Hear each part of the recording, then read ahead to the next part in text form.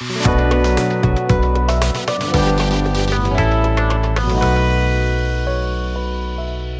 माय YouTube family, कशा आहात तुम्ही सर्व? नक्कीच मजेत असणार. मी सुद्धा खूप मजेत आहे. मी स्नेहल तुम्हा सर्वांचं आपल्या चॅनलमध्ये अगदी मनापासून स्वागत करते. तर ना, आज आहे फायनली श्रेयाचं ऑपरेशन. वाजलेत सकाळचे 9. एरवी नळ जे आहे ते 8 8:30पर्यंत येऊन जातात. आज नेमकंच नळ 9:15 वाजता आले आहेत आणि त्याच्यामुळे अर्धा तास का होईना पण लेट सगळं चालतंय. तेवढा अर्धा तासाला आम्ही किती पुढे गेलो असतो. असो, आता पटकन पाणी भरून घेते. जे काही सकाळची बेसिक कामं आहे ती सगळी आटपून घेते आणि डबा तर तिचा तिकडेच मिळणार आहे. आमच्यासाठी आहे, बाबासाठी, माझ्यासाठी वगैरे. आईसाठी भाजी न्यायची आहे मला आणि प्रिशूसाठी सुद्धा आहे. तिच्यासाठी काय वरण भात फक्त करायचा, तो करावा लागेल. आता सगळं आवरायचं बाकी आहे आणि माझं डोकं फायनली बसलं आहे. जे मी तुम्हाला काय सांगितलं होतं ते इंजेक्शन घेऊन आल्यानंतर.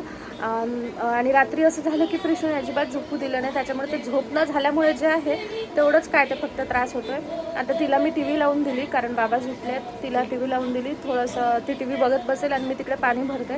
नाहीतर काय होतं, ही मुलगी थेट बाहेर रोडवर, आणि मग तिकडे जाऊ दे, तिकडे जाऊ दे, याच्या घरी जाऊ दे, त्याच्या घरी जाऊ दे, असं हिचं चाललेलं असतं.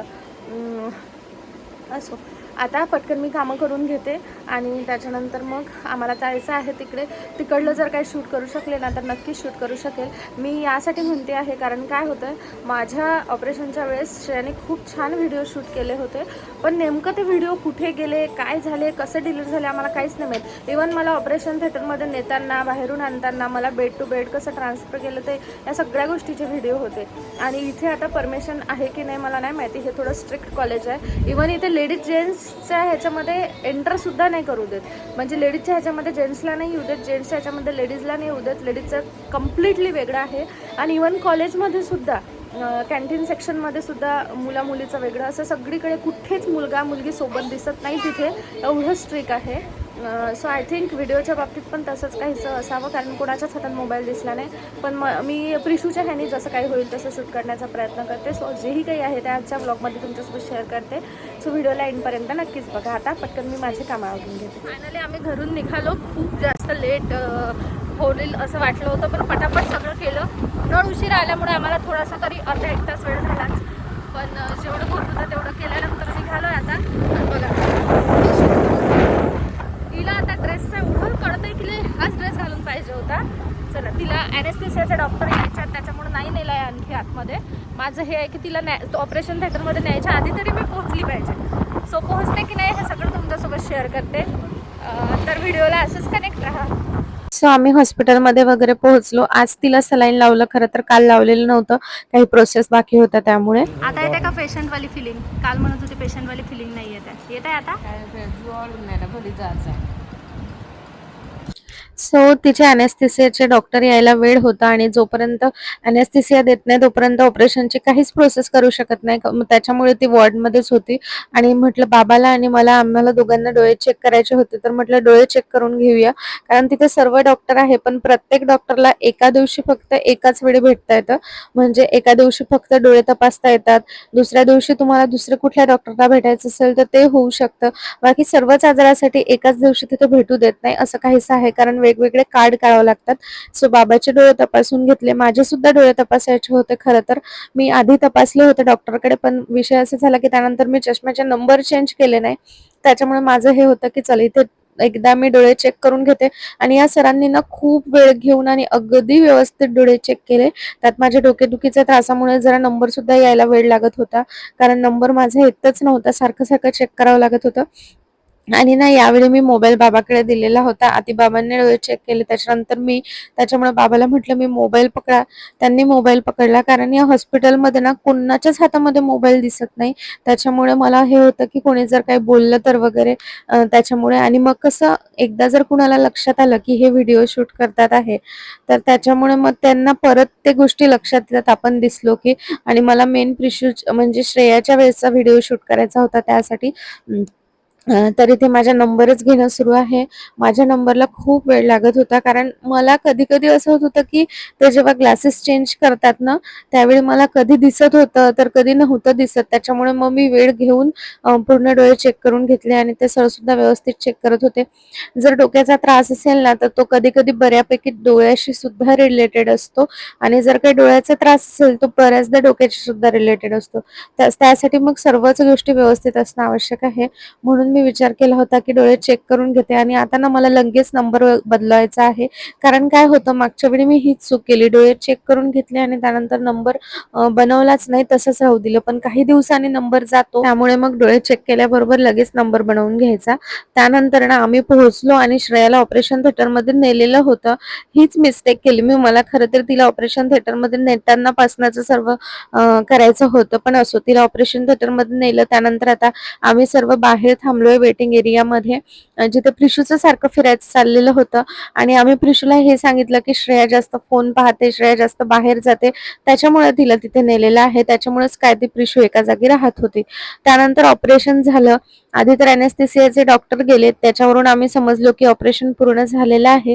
कारण अॅनेस्थेसियाच्या डॉक्टरांना पूर्ण ऑपरेशन होईपर्यंत थांबावं लागतं, हे आम्हाला माहिती होतं. नंतर तिला स्ट्रेचरवरच आणलं. आता जाताना ना आपण चालत सुद्धा जाऊ शकतो, पण तिकडनं येताना स्ट्रेचरवरच आणतात. माझ्या ऑपरेशनच्या वेळी हे माझ्यासाठी खूप जास्त नवीन होतं, कारण माझी नॉर्मल डिलिव्हरी झालेली आहे.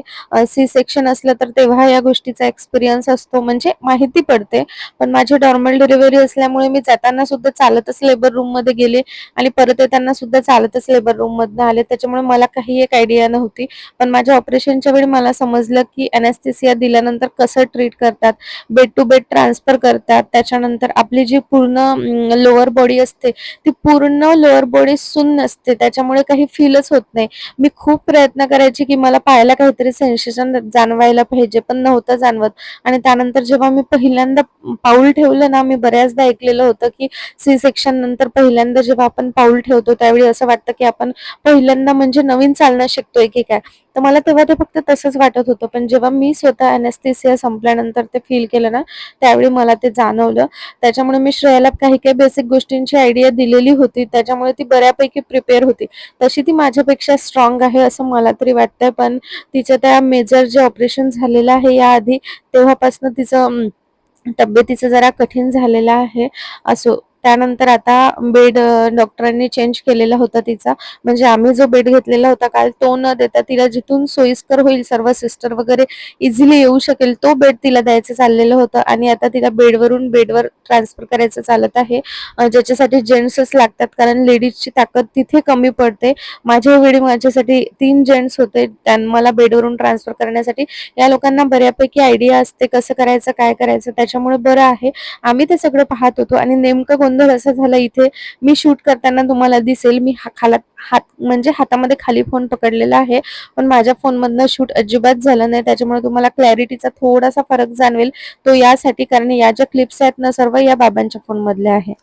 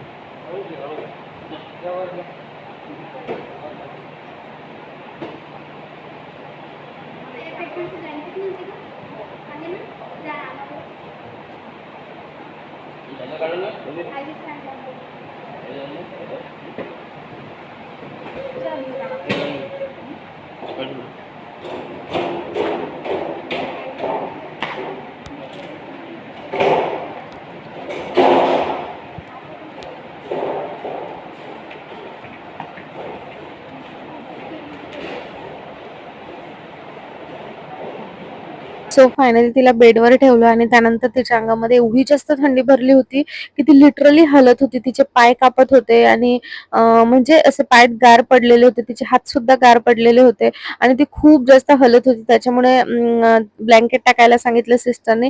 ब्लँकेट टाकलं, सर्व फॅन वगैरे बंद केले आणि आता तिला कंटिन्यू बीपी वगैरे मॉनिटर करायला सांगितली होती, बीपी पल्स वगैरे सर्व डॉक्टरांनी, कारण तिची तब्येत थोडीशी खराब झाल्यासारखी झाली होती. माझ्या ऑपरेशनच्या वेळी मला ऑपरेशन झाल्यानंतर माझ्या स्पायनल हेडॅक शिवाय दुसरा कुठलाच त्रास झाला नव्हता, पण तिला त्रास होत होता. म्हणजे तिला थंडी खूप जास्त भरलेली होती, बाकी सेन्सेशन तर खाली काहीच नव्हतं. सो आता हिला कंटिन्यू मेडिसिन लावायला सांगितलेलं आहे आणि डॉक्टरांचं असं म्हणणं होतं की तिला कदाचित नंतर पेन होऊ शकतो. माझ्या वेळी नव्हता झाला, त्याच्यामुळे आम्हाला वाटलं होतं की ठीक आहे, म्हणजे एकसारखंच ऑपरेशन आहे तर नाही होणार, पण त्यांनी सांगितलं त्यामुळे आम्ही सुद्धा प्रिपेअर होतो त्यासाठी. तर आता हे सर्व झालंय, त्यानंतर थोड्या वेळ आम्ही थांबतो आणि नंतर मग आम्ही घरी जातो. बाय. हे नागपा रिशू काय करत आहे तू?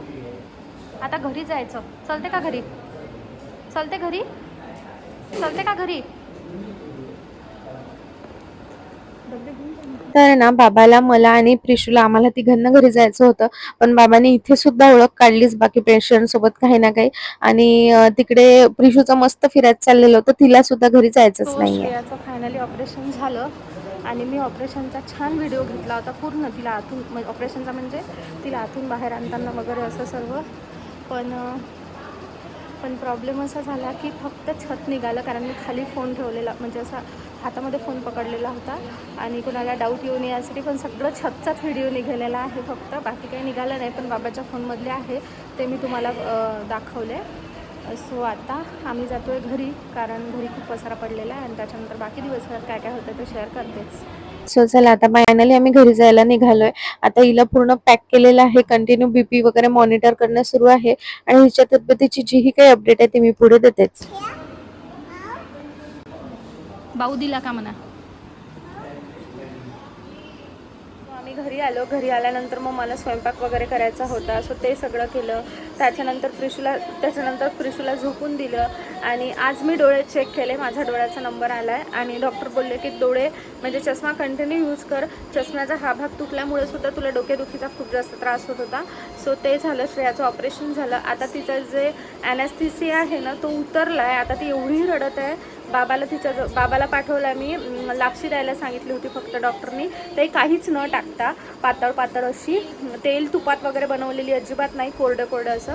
सो ते पाठवलं तिला पाण्यामध्ये हे केलेलं, मॅडमनी सांगितलं होतं त्याच्याप्रमाणे. सो ते पाठवलं आहे. आता मी माझे जे एवढ्या दिवसापासून पैसे अडकलेले होते 1 महिन्यापासून, सो फायनली ओनरचा कॉल आला. खरं तर मीच जाणार होती हॉस्पिटलमध्ये. ती रडती आहे तर मलाही खूप तिचं ते ऐकून एवढं कसं तरी वाटलं, मलाही रडकुंडी आल्यासारखं झालं.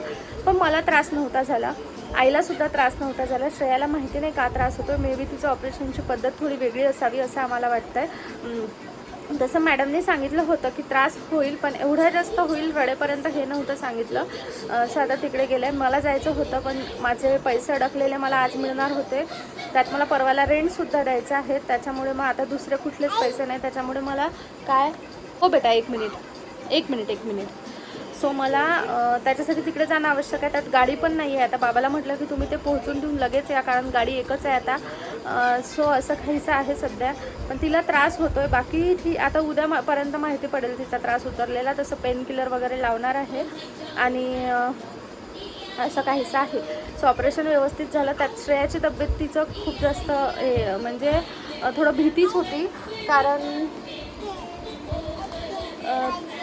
तिच्या तब्येतीची थोडी भीतीच होती ती यासाठी, कारण ना तिचं याआधी थायरॉईडचं मोठं असं ऑपरेशन झालेलं आहे. तिचे जे थायरॉईडचे आपल्याला 2 ग्रंथी असतात ना, तिची एक काढून घेतलेली आहे. 1 मिनिट बेटा, घे लावलं. सो तिचं ते एक गाठ आहे ना ती काढून घेतलेली आहे, त्याच्यामुळे तिला इथे मार्क दिसतो एनी टाईम. तिचं ते खूप मोठं ऑपरेशन होतं. तिला पूर्ण जनरल ॲनेस्थेसिया देऊन, म्हणजे तिला पूर्ण बेशुद्ध करून ते ऑपरेशन करण्यात आलेलं होतं. कारण ती गाठ जी होती ना त्या गाठीला वाढ होती, पुढे गाठ कॅन्सरवर जाण्याची भीती असते आणि मेन म्हणजे ती गाठ आवाजाच्या नसीजवळ होती. सो आवाज जाण्याचा वगैरे भीती होती, म्हणून ती काढून घेतलेली होती. तेव्हा तिचं वय खूप कमी होतं, त्याच्यामुळे डॉक्टरने सांगितलेलं की हिला आयुष्यभर त्रास होणार आहे काही ना काही. सो तिच्या बाबतीत सर्वजण खूप जास्त पॉझिटिव्ह आहेत, कारण तिचं तब्येतीचं वगैरे खूप नाजूक काम आहे, त्याच्यामुळे आताही तिला ऑपरेशन थिएटरमधून बाहेर काढल्यावर ती एवढी जास्त कापत होती म्हणजे थंडी भरली होती तिच्या अंगामध्ये. सो असं खायचं. तर आता बरं आहे, फक्त तो तिला पेन होतोय तो, बाकी उद्यापर्यंत तब्येतीचं डिस्चार्ज वगैरे सगळं काही माहिती होईल. तसं मी नेक्स्ट ब्लॉगमध्ये तुमच्यासोबत शेअर करतेच. आणि ऑपरेशनचं कशासाठी होतं काय हे सगळं नेक्स्ट ब्लॉगमध्ये मी तुम्हाला सांगते. सो नेक्स्ट ब्लॉग नक्की बघा. आता माझं हे होतं की जे काही होईल ते शेअर करेल.